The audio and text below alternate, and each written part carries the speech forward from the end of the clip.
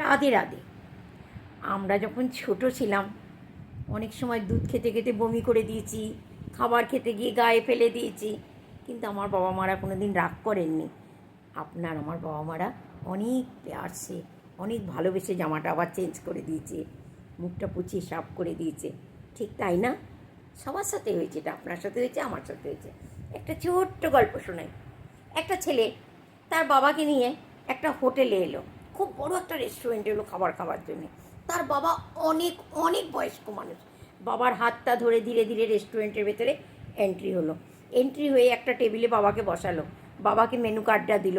বাবা তো পড়তে পারেন না, ছেলেটা নিজেই মেনু কার্ডটা পড়ে পড়ে শোনাচ্ছে, কী খাবে বাবা বলো, এইটা এই আছে, এইটা এই আছে। আশপাশের টেবিলের কিছু লোক, তাদের দৃষ্টি আকর্ষণ হলো জিনিসটা, সবাই তাদের দিকে তাকিয়ে দেখছে।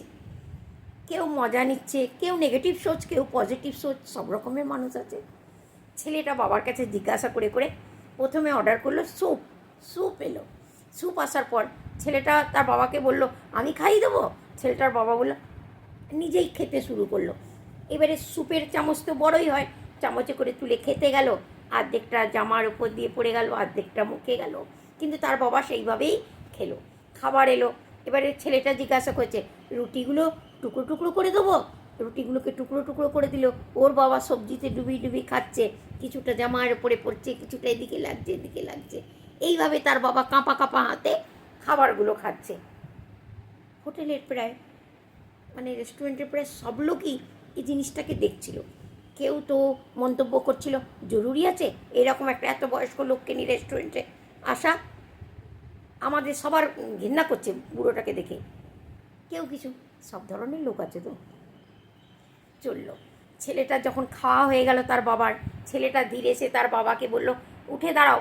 দাঁড়িয়ে সমস্ত রুমাল বের করে সব জামাটা পুছে দিল, মুখটা পুছে দিল, মুখটা ধুয়ে দিল। ওয়েটারকে বললো, একটা এক্সট্রা বাটি এনে দাও।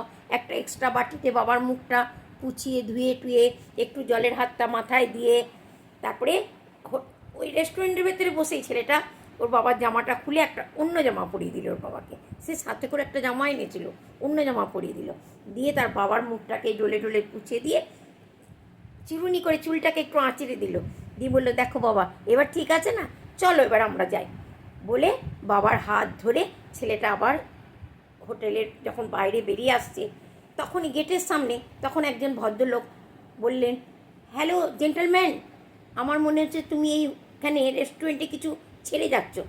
ছেলেটা তাড়াতাড়ি নিজের পকেটে হাত দিয়ে বলল, না আমার তো ওয়ালেট আছে, আমার মোবাইলও আছে, আমি কিছু ছেড়ে যাচ্ছি না।